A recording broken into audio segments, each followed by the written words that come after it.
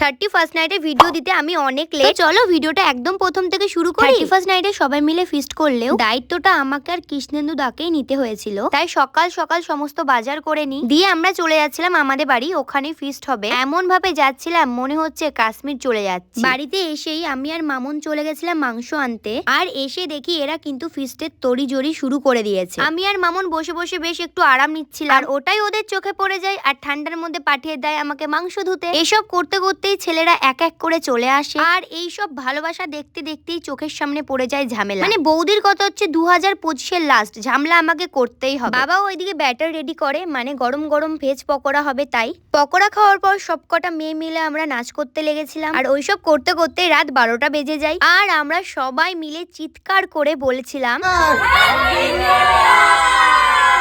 ও একটা কথা তোমাদেরকে বলাই হয়নি, এই ফিস্টের কিন্তু রান্নার দায়িত্ব নিয়েছিল ছেলেরা। সেই কারণেই চিকেন রান্না করতে 4টে ছেলে মিলে লেগে যায়। আর যেমনই রান্না হোক আমাদেরকে কিন্তু মুখ বন্ধ করেই খেতে হবে, কারণ এদিকে এত এনার্জি নিয়ে আমরা নাচ করছি আর ওরা কিন্তু রান্না করছে। আর এইসব করতে করতে কিন্তু রান্না কমপ্লিট, আর আমরা খেতেও বসে পড়েছি। আর এদিকে আমি লেগ পিস নিয়ে নিয়েছি বলে ও ভেবাচ্ছে। আর দেখো রাত্রেবেলায় কিন্তু বাড়িটা গাড়ির গ্যারেজ হয়ে গেছিল, আর সকালে উঠে যে যার মতো চলে যায়, আর সমস্ত বাসন মাজতে হয় আমাকে আর বৌদিকে। তো চলো ভিডিওটা এই অবধিই থাকলো, এখন টাটা।